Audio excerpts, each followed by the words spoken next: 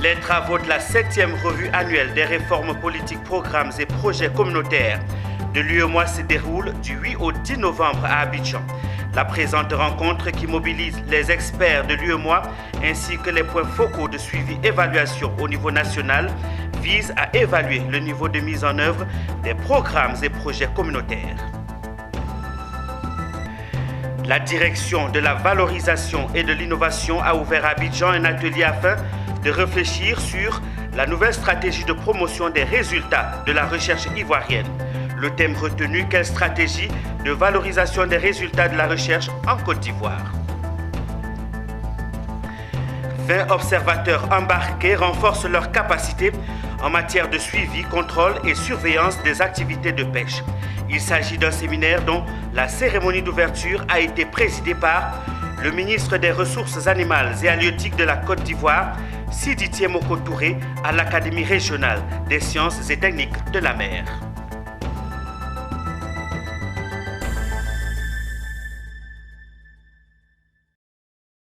Madame, Monsieur, bienvenue. Merci de nous retrouver dans cette édition complète de l'actualité sur Business 24. Abidjan abrite la 7e revue annuelle des réformes politiques, programmes et projets communautaires de l'Union monétaire ouest-africaine.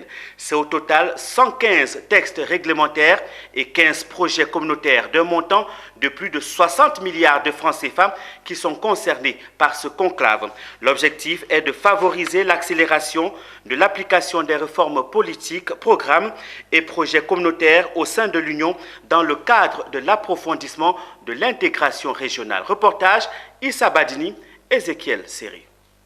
La commission de l'Union monétaire ouest-africaine a déployé toutes ses ailes à Abidjan le temps de 2 jours dans le cadre de la 7e revue annuelle des réformes politiques, programmes et projets communautaires. Agriculture, santé, infrastructure, commerce, énergie, communication. Ce sont les experts de tous les secteurs d'activité des 8 pays de l'Union qui sont présents à Abidjan pour ces conclaves placés sous la présidence du ministère ivoirien de l'économie et des finances. Au niveau de l'Union, la croissance réelle est attendue à 5,7% après un ralentissement à 1,9% en 2020. Cette évolution favorable de la situation a été possible grâce à la mise en œuvre de plans de relance vigoureux qui ont été renforcés par l'exécution des campagnes de vaccination anti-Covid-19 démarrées en début d'année dans la plupart de nos pays. Passé la peur de la Covid-19, c'est le temps de la résilience et l'économie de l'espace remonte la pente de fort belle manière, annonce Minafou Fanta Coulibaly Kone. Cette mobilisation dénote de tout l'intérêt que vous accordez au renforcement de l'intégration sous-régionale. Mesdames et messieurs, contrairement à la précédente revue qui s'est déroulée par visioconférence, la présente session nous permet de renouer avec notre cadre traditionnel des revues annuelles qui favorise la chaleur humaine. Représentant le président de la commission de l'UEMOA, Gustave Diasso s'est félicité de la mobilisation autour de la revue annuelle qui pour lui permet de lever plus d'un obstacle. L'exercice de revue qui nous réunit ce matin s'inscrit dans le processus d'identification des facteurs pouvant spolier les fruits des différents efforts communautaires. C'est au total 116 textes réglementaires et 15 projets communautaires d'un montant de plus de 60 milliards de francs CFA que la revue annuelle 2021 va parcourir durant les 2 jours. En Côte d'Ivoire, la contrefaçon est un véritable fléau pour les entreprises.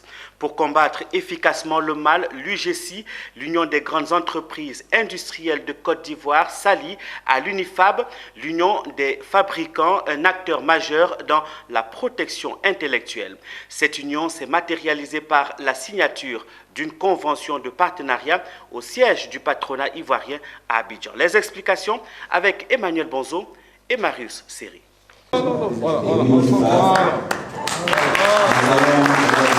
Par cet échange de parapheurs, l'Union des grandes entreprises industrielles de Côte d'Ivoire, UGC, et l'Union des fabricants, UNIFAB, s'unissent pour renforcer les lignes de défense de l'industrie ivoirienne contre la contrefaçon. En Côte d'Ivoire, le fléau gangrène les secteurs du textile, du médicament, des pièces détachées d'automobiles et des boissons alcoolisées. Une activité criminelle préjudiciable pour le tissu économique qui a conduit l'UGC à nouer cet important partenariat avec cette association française pour corser le dispositif de protection de l'écosystème industriel national. Les avantages tirés de ce partenariat, ce sera d'avoir un dispositif supplémentaire en Côte d'Ivoire pour être encore plus efficace dans la lutte contre la contrefaçon, en termes de communication vers les consommateurs, en termes de relations avec les organes de lutte, pour améliorer leur efficacité et également commencer à soutenir davantage nos PME puisque jusqu'alors la plupart des actions menées pour lutter contre la contrefaçon l'étaient pour des grandes entreprises nationales voire internationales. Demain, ce que nous espérons avec la mise en place de cette antenne, c'est également être efficace pour aider nos PME à se défendre contre ce phénomène parce qu'elles sont touchées et que lorsqu'elles sont touchées, elles sont encore plus à mal que des grandes entreprises. Très engagée internationalement dans la lutte contre la contrefaçon, Unifab va mettre au service de l'industrie locale sa longue et riche expérience de plus d'un siècle en matière de représentation collective, de défense et de promotion des droits de la propriété intellectuelle. Un engagement de protection des créations et innovations qui va se traduire avec l'ouverture prochaine d'un bureau Unifab en Côte d'Ivoire, après ceux déjà basés au Japon et en Chine. Nos missions en Côte d'Ivoire vont être assez similaires aux missions que nous avons en France. La coopération avec le secteur public, la formation de la douane, de la police, pour leur permettre de mieux reconnaître les vrais des faux produits, l'éducation et la sensibilisation des consommateurs pour qu'ils achètent des produits authentiques et qu'ils ne se fassent pas avoir aussi en achetant des contrefaçons. Je crois que c'est un chemin que nous devons faire tous ensemble pour mieux préserver le patrimoine intellectuel de nos pays. Cette signature de convention s'est effectuée sous le regard du ministre du Commerce et de l'Industrie qui espère que l'appui d'Unifab va renforcer les dispositifs déjà en place dans la lutte contre la contrefaçon.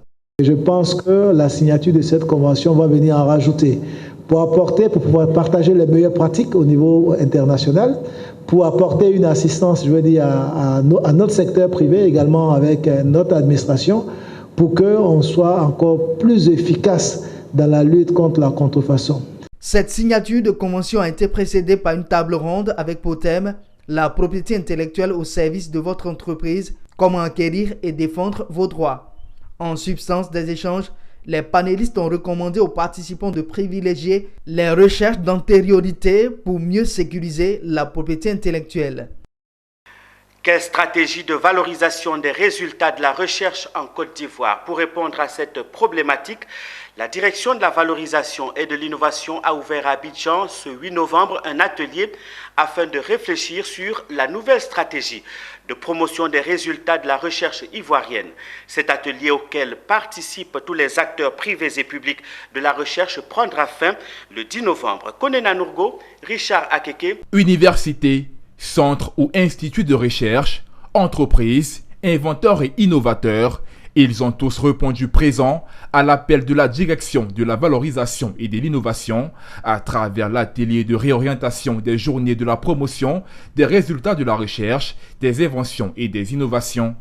Du 8 au 10 novembre, les acteurs de l'écosystème de la recherche en Côte d'Ivoire vont réfléchir sur les nouvelles stratégies de valorisation des résultats de la recherche à travers le thème « Quelle plateforme pour la valorisation efficiente des résultats de la recherche, des inventions et des innovations ?» Nous avons réuni tout le monde, le secteur privé, les producteurs, toute la population, toutes les parties prenantes de cette valorisation de la recherche, c'est-à-dire qui ont vraiment un intérêt pour la valorisation de la recherche, pour se réunir aujourd'hui ensemble, discuter, et puis au sortir de là, pour que chacun se sente impliqué dans la valorisation de cette recherche-là.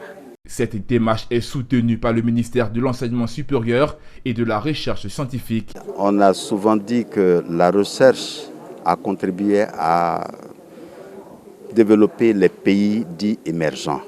Eh bien, nous, la Côte d'Ivoire, nous voulons mettre en œuvre la vision du président de la République, qui est d'ouvrir la recherche sur le monde socio-économique. À l'effet que nous puissions faire des produits à valeur ajoutée importante. Et cela, c'est faire une interaction, mettre en place une interaction avec l'entreprise privée, de sorte à ce que nos produits de recherche soient des livrables du monde socio-économique et qui aussi puissent avoir une vraie valeur ajoutée, qui puissent bénéficier à la Côte d'Ivoire. Au cours des assises, la stratégie de communication et de mobilisation des ressources pour la valorisation des résultats de recherche sera discutée en commission. Il s'agira également de faire le bilan des 10 éditions précédentes de la semaine de la promotion de la recherche ivoirienne. Autant de points qui font espérer les acteurs. Les agents du Trésor de Côte d'Ivoire, membres du syndicat OSATSI, ne sont pas contents. Depuis 2006, plusieurs démembrements du Trésor public de Côte d'Ivoire ont été confiés à la Direction générale des impôts.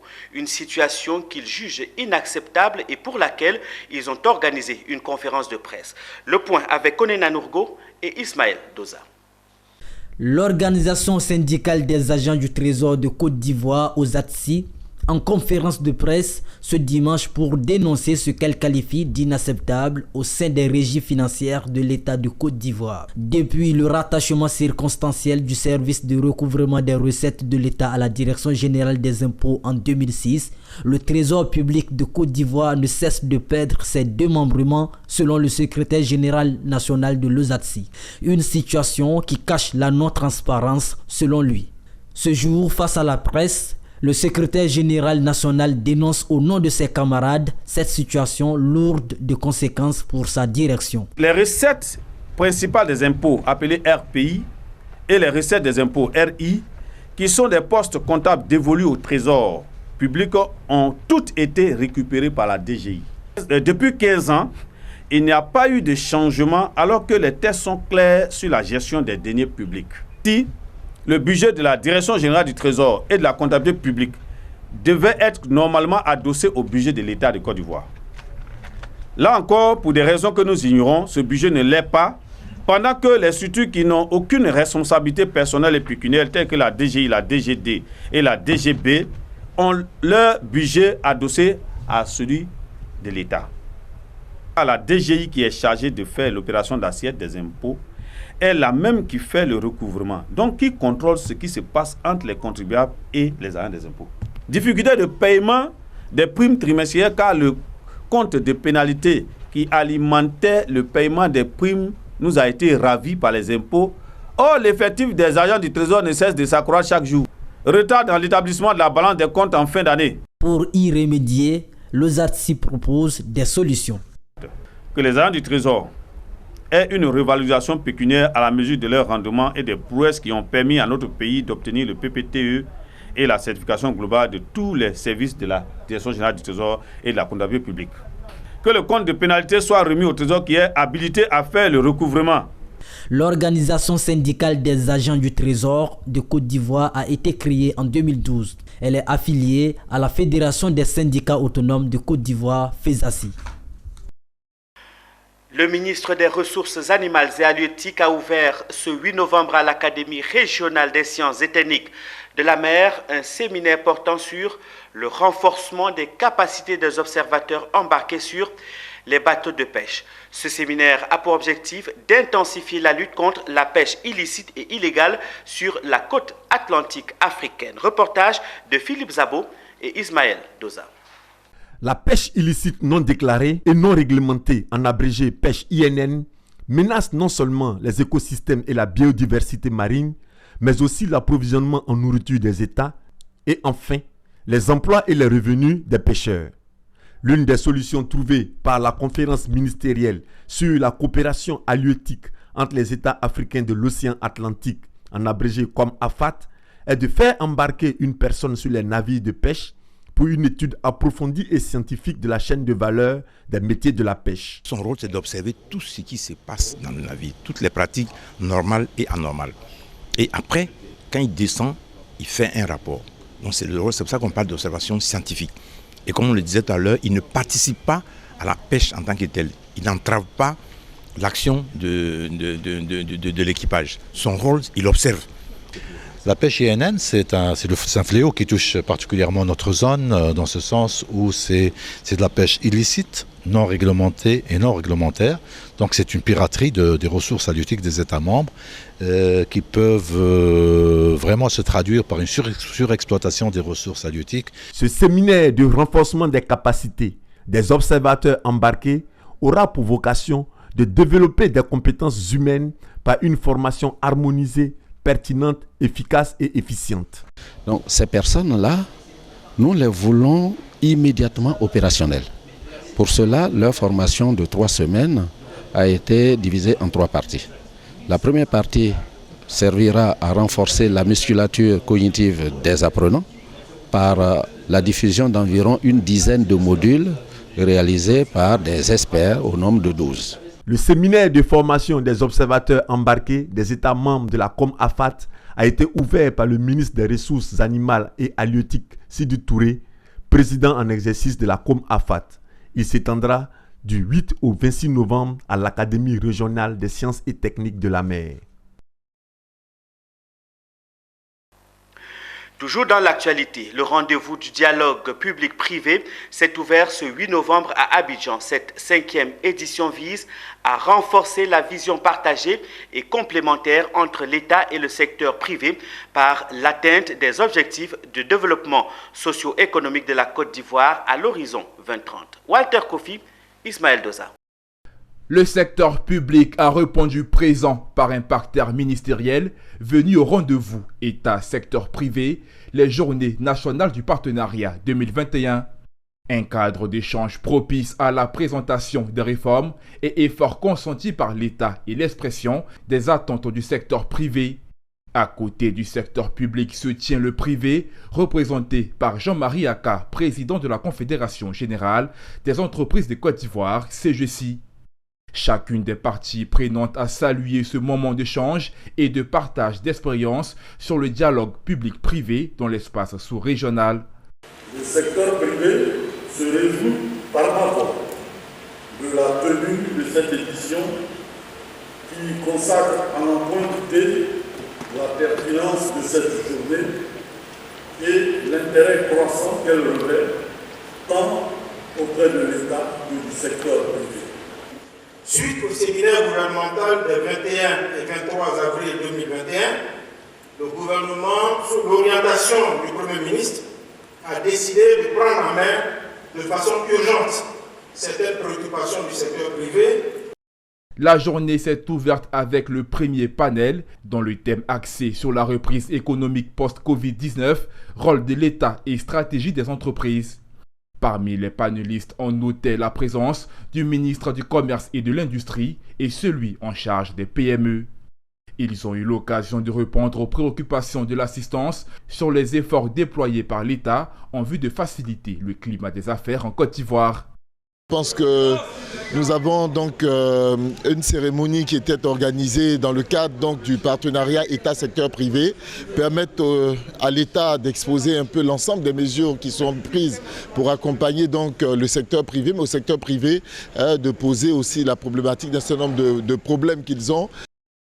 Notons que l'édition 2021 de la Journée nationale du partenariat JNP État-secteur privé se tient les 8 et 9 novembre et sont meublés par des visites, des rencontres B2G, Business to Government, et des espaces d'exposition. Cette 5e édition accueillera en tout 2000 personnes en présentiel et 5000 autres en ligne.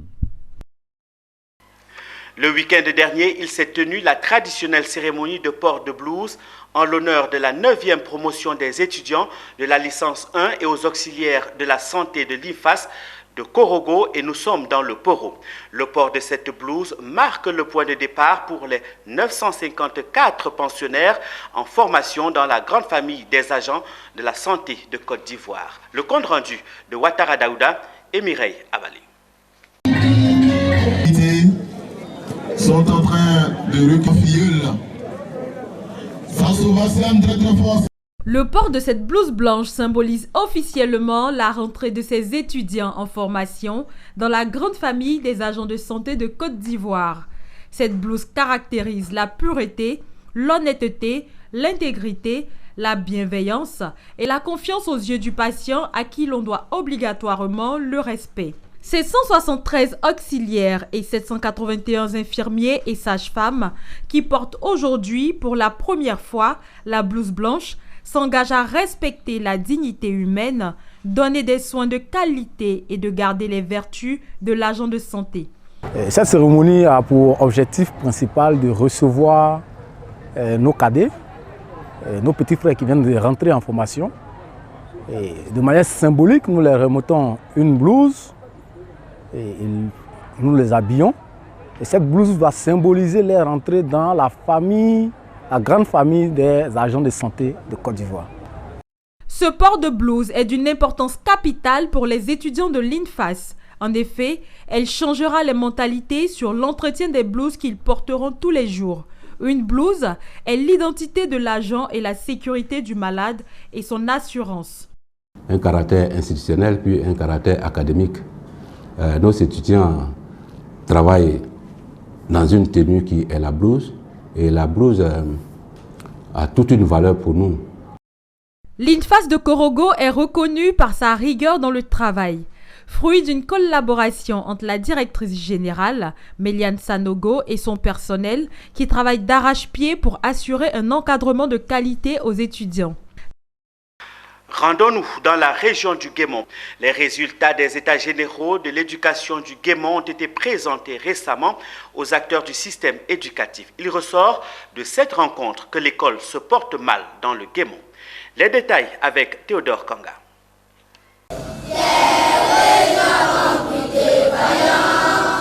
La séance plénière de restitution des travaux des États généraux de l'éducation nationale et de l'alphabétisation dans la région du Guémont ont été dévoilés. Il ressort que l'école va mal. Ici, nous sommes en déficit de personnel. Nous sommes en déficit d'infrastructures. Nous n'avons pas suffisamment d'écoles publiques au secondaire. Nous n'avons pas assez également au niveau du primaire. Résultat, nos effectifs sont pléthoriques et nos résultats ne sont pas bons. Parce que le personnel d'encadrement est en nombre insuffisant.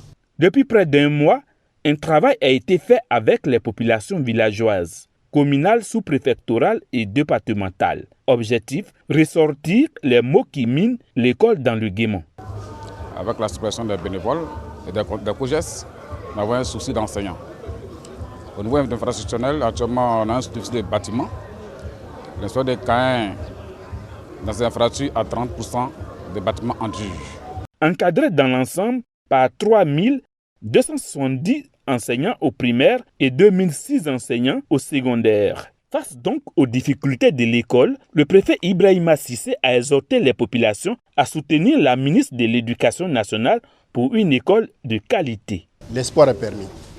Donc il faut d'abord avoir foi, il faut croire que tout cet engagement-là va aboutir.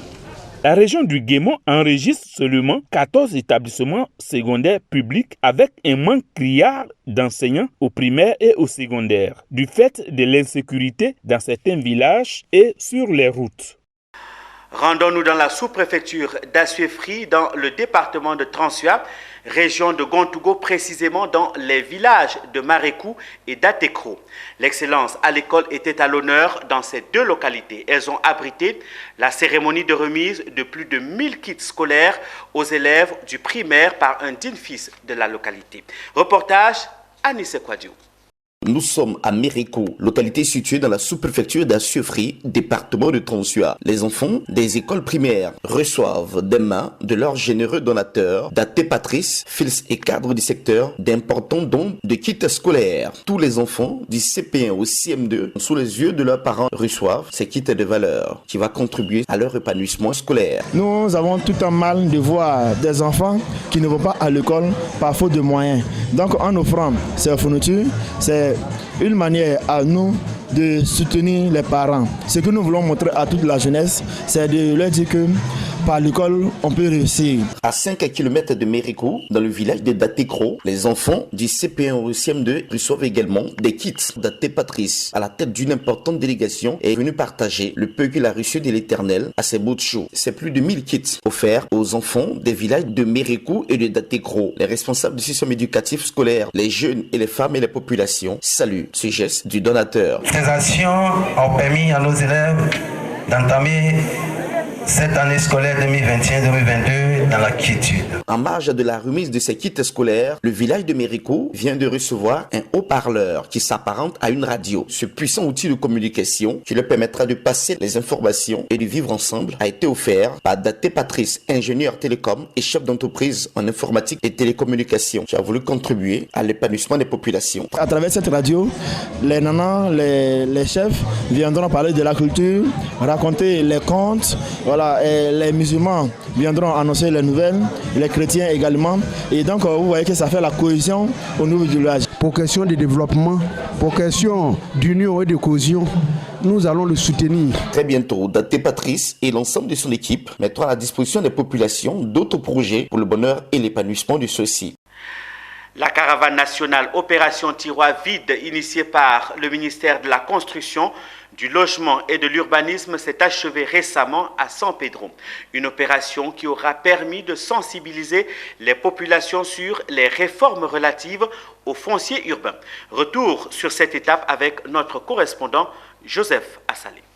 La ville de Daloa, à l'instar de plusieurs autres localités de la Côte d'Ivoire, est confrontée au non-respect du plan directeur d'urbanisme dans le cadre de la construction des maisons. À l'origine de cette situation, des lotissements anarchiques et des morcellements illégaux de terrain. Toute chose dénoncée par le représentant du ministère de la Construction, du Logement et de l'Urbanisme à l'occasion de la caravane dénommée Opération Tiroir Vide, tenue les 28 et 29 octobre dans la cité des Antilopes.